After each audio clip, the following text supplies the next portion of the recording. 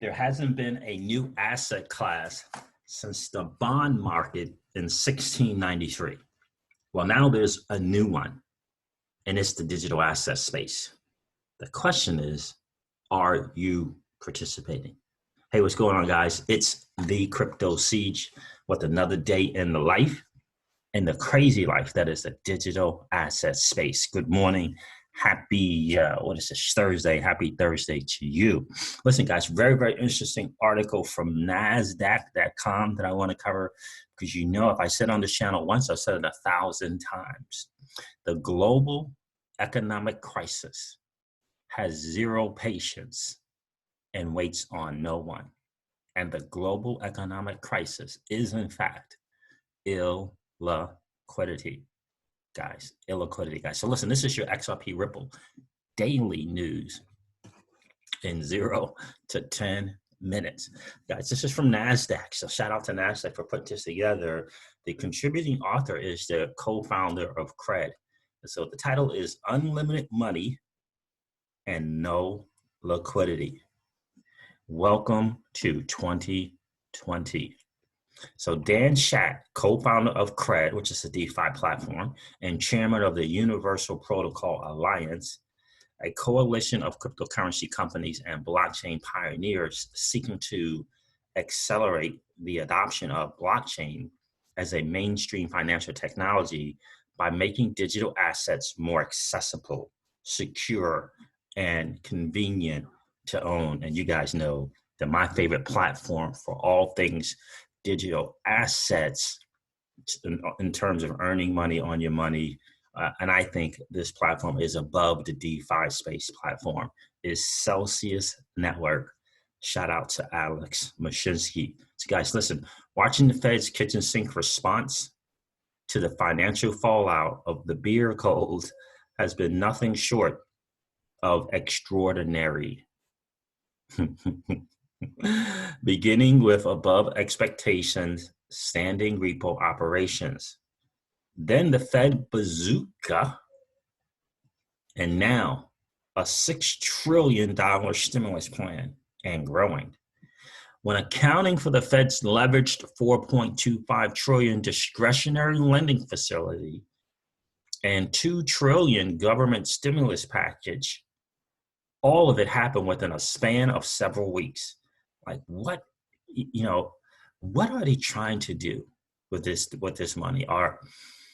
It's funny. I had my business partner, very, very sharp guy, hugely successful, stated on one of our conference calls that what the Fed was doing was genius. And I'm trying to figure out what he meant by that. Now he is on the inside. He gets to chat with the Goldman Sachs CEOs and the like. I don't know what he's talking about, but I just do not see where this is going. I won't get a chance to see him in person until September. Probably not until September, but I really want to ask him why he says this is genius. This is a guy hugely smart. He's got an MBA and finances, hugely successful, billionaire businesses, type thing. But that comment to me really struck me as very, very odd. So anyway, I digress. So as if we needed more evidence of global financial, back to the article, as if we needed more evidence of global financial fragility to stroke the fire pits of the bear code dilemma, Neil Kashkari, president of the Federal Reserve Bank of Minneapolis, provided the cherry on top with his recent comment of infinite cash at the Federal Reserve. Interesting. Very, very interesting. Welcome to 2020, the era of helicopter money.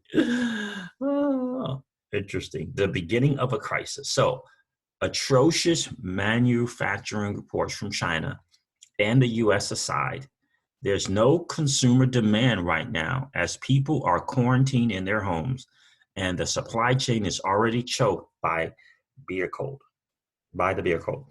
Increasing numbers of people are hospitalized. Businesses are struggling. The dollar is screeching higher as demand for it soars and market liquidity is non-existent. Non-existent. Guys, please do not sleep. Please do not look right through Ripple's on-demand liquidity solution. And by the way, don't look through everything else and forget that Brad Garlinghouse himself said that Ripple, the company, pivoted, and I'm using that word myself, to a blockchain infrastructure company. Two important phrases to keep in the front of your brain: on-demand liquidity and blockchain infrastructure company. Then you throw in the fact that this digital asset that they happen to promote has great utility and is regulatory compliant. A digital asset, guys, that is regulatory compliant and has real world proven use case utility. Massive, very, very massive, guys. So short-term treasury yields are negative as investors flee to safe havens, and rumors that the Fed may enter junk bonds and equities seem less ridiculous than at any point in its history. What's evident is that the $6 trillion stimulus, including bailouts for major industries and corporations at the discretion of the Treasury Department, might be the straw that broke the camel's back. We are entering modern monetary theory territory. This is not capitalism. Financialization of the economy and strained global support chains have left small businesses and investors reeling, as if this current market scenario was plucked directly out of Mandelbrot's The Misbehavior of Markets. Wow, I've never heard of that one. I have to check that out. Volatility reigns and is occurring in concentrated clusters. Once again, the financial system has been duped by a period of artificially low interest rates and market tranquility. And the Fed's response to the crisis may be out of ammo. Interest rates are already at zero, and cash reserve requirements for the commercial banks were removed. And remember, we talk about this all the time. DNI, Digital Nomad Investor, says, look, when they've exhausted, right, which allows us to be 2 and 3 and 4 steps ahead. Shout out to the Digital Nomad Investor, right? When they run out of all the tools, they've used all the tools in their tool belt traditionally, in the traditional sense, they will have to turn to in a different direction. And that is in the new financial system. And then what is leading that new financial system is digital assets, guys. Right. So now it appears that the line between the Treasury Department and the Fed will fade away, which is in a sense merging, right? Opening up a new era where the fiscal response to the beer cold quandary may overshoot the dollar demand it's aiming to plug around the world. $6 trillion is a significant chunk of money. In fact, it's roughly 28% of the US GDP for 2019. The GDP for 2020 is already projected to contract by 14% in Q2. That's not a good look, guys, according to JP Morgan. That doesn't bode well for avoiding an inflationary event. Pair that notion with the idea that the reflation is the only option to stimulate markets right now, and the horizon for a weakened US dollar is coming into focus. Should the $6 trillion fiscal response, a bid to stifle a deflationary environment, overshoot, then we're looking at entering the gauntlet of cost push inflation within the next several years.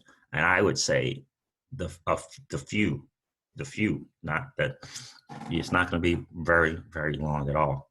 So has there ever been a better stage for crypto, digital assets, to make an audacious entrance into the eyes of the mainstream? Probably not. Nor will there likely be another opportunity like this. Open networks and liquidity for the win. Open networks and liquidity for the win. Interesting. So from a market structure perspective, the NASDAQ crypto markets have not fared very well in the current crisis either. While Bitcoin is showing signs of decoupling from the S&P 500 trend, it fell, it fell more than 50% in a single day, and the crypto market structure effectively broke.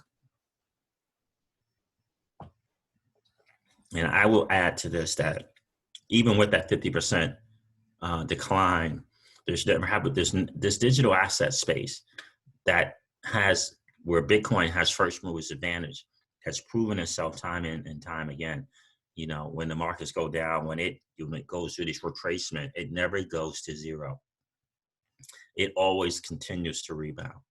And that's just something that you have to honestly take note of. It always rebounds. And until otherwise, we have to make that note. We have to make that note that it never goes to zero. It always rebounds. So somewhere at this current moment, it is continuing to stay and stick around. And whatever that reason is, it is. You know, we can talk, we can always, like my mentor used to say to me all the time, CJ, look, why ask, why does the sun rise in the east and set on the west, right? Why ask that question? It is what it is, right? You used to say to me, don't take that class. Don't take that class. Is why is Bitcoin never, when it retraces, never goes to zero, right? Don't sign up for that class. It is what it is, right? So, however, there are encouraging signs in this digital asset space that currently is led by Bitcoin. According to coin metrics, money is pouring into stablecoins. I'm wondering, I wonder if that's why the G20 all of a sudden now is kind of stepped on the other side, if you will, and wants to severely restrict these stable coins. In fact, to the point in their parameters and restriction is a complete banning of the stable coins. Is it perhaps that more and more people are realizing, the value in a stable coin? Or is it perhaps that more people, like more platforms like the Celsius network, which is growing month after month in record fashion, realize now that their fiat dollars put in a stable coin can earn them 6, 7, 8, and 9% on their money? Are they probably looking at that platform, Celsius network? And then, by the way, if you want to learn more about the Celsius network, there's always a link in every video for you to learn more about that platform. Is that perhaps the reason people will seriously looking to get out of that market? Ultimately, ban on stablecoins, I don't see that. Restrictions, sure, I can see it. And either way, it still favors us. It still favors us. And I'm excited about that. So according to coin metrics, money is pouring into stablecoins, which are proving a highly liquid alternative, how about that, to cash positions that many financial institutions and corporations are desperately seeking. Another side note, 213 financial institutions on the Celsius network, 213. So the overall stablecoin market as a percentage of Bitcoin doubled in only a few days. What this reveals is that stablecoins are more than simply USD pegged crypto assets for trading more volatile altcoins. Stablecoins serve a unique role for balancing OTC, over-the-counter desk remittance operations across borders, and also as a censorship-resistant method for transferring the price of a liquidity crunch cash around the world at low cost and virtually instantly. Stablecoins also breed unique privacy advantages for intra-network transactions, ding, ding, ding, which are useful beyond remittances in countries with strict capital controls, extending into the compliance aspects of banks. For example, JP Koenig details how the unique permissioned pseudonymity of stablecoins enables them to avoid collecting pertinent KYC information on intra-network transactions through a regulatory loophole. That's not going to last. That is not going to last. You're going to have to play the KYC and AML, anti-money laundering game. You're not going to be able to get around that. They will not have it. That's not going to happen. Celsius platform, I love it. I absolutely love it because they do a KYC and they do an AML and they do ask for your social security number. And I think that is genius because you will ultimately rid yourself, right? Rid yourself of the bad actors. You want to play in this digital asset space, we have to play in a regulatory compliant way. The gains for you are still there. The gains for you are still there. But, the world, the powers that be, and I love what Jim Rogers says, the powers that be have the guns. They have the big guns. And ultimately, when they do, those who have the big guns, right? You have to comply in the end. That is what it is. Doesn't take away the financial gains. It doesn't take away for you to leverage this new asset class that's a digital asset space. But you're gonna have to do the KYC and the AML thing. And if you want to earn money on your money, earn interest on your assets, and then earn interest on that interest, yeah, I'm going to give up my social security number. Absolutely. Absolutely, I'm going to do it because I give up my social security number today. You ever think about that?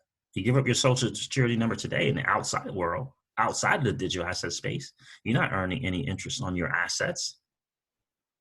But you freely give it up all the time.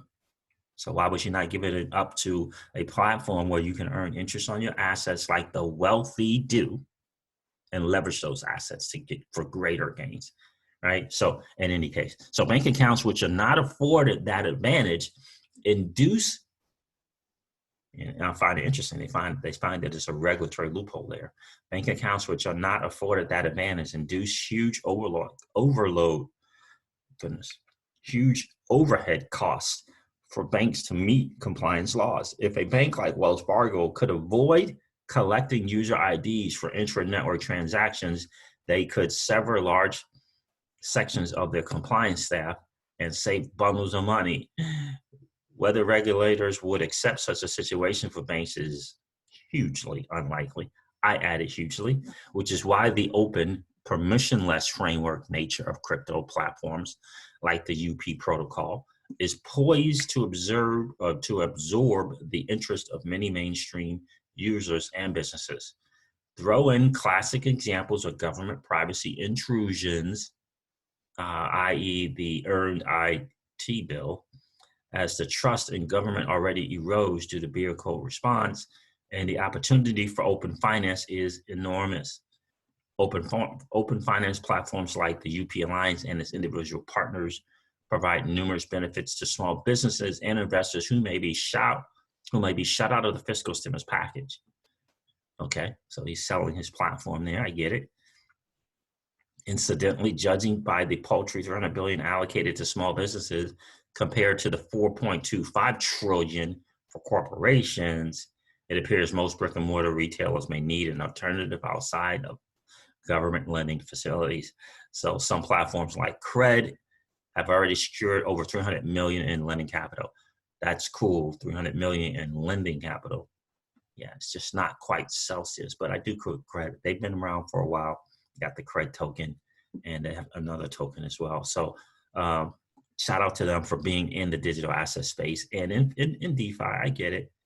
Good for them. So let me see. So these platforms are transparent, publish audits of their reserves, unlike banks with flash reserve requirements, and offer more stable outlets for businesses to park assets.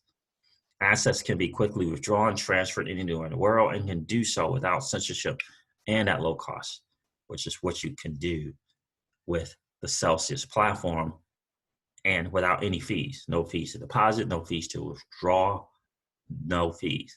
That's a promising alternative for circumventing the current liquidity crisis. It is. So, and those benefits of protocol don't even account for the serious lack of trust in commercial banks right now. So, Bank of America recently circumscribed cash withdrawals to 3,000, a foreboding sign of insolvency. How about that? Can't even get all of your money, $3,000. And the FTC Gov Twitter handle released an untimely video telling people not to withdraw cash. If a sizable business wanted to withdraw a significant sum of cash right now, early anecdotal evidence is already revealing, excuse me, that banks are making it difficult, delaying transfers up to weeks. This is scary stuff. This is scary stuff. Thank God we are early adopters in this new asset class that is the digital asset space. And more importantly, I believe that we're XRP hodlers. So for businesses, tapping open financial solutions now may seem risky if they have no exposure to blockchain and crypto tech. However, the platforms behind open finance like UP Protocol argue that parking your money in a bank is even riskier at this junction. Agreed. Even riskier at this junction. You didn't even need the Fed comment above, unlimited money, to know that. But it will serve businesses well to have some optionality should an inflationary event start peaking through the $6 trillion bonanza. Helicopter money may be the calling card of the new financial paradigm we're living in. But crypto and digital assets was developed for this very minute. Now the industry just needs to capitalize on the opportunity. Great job, CEO Craig. Great job. Good article, my friend. All right, guys, listen, I'm going to wrap up this video like I do all my videos and remind you of this. Old money doesn't want you to win. They don't want us to win. They would rather us remain a cog in their perpetual wheel of trading our time for dollars. They don't want us to play in the same playground that they play in, where we allow our money to work for us. This is our chance to win, guys. The digital asset space is our chance to win. We are in the midst of the greatest transfer of wealth in the history of man. Are you participating? Or are you standing on the sidelines? Here's what I do know, that the battle for you has already been fought, and the victory is yours. Go get it. I'll talk to you soon, guys. See ya. Bye.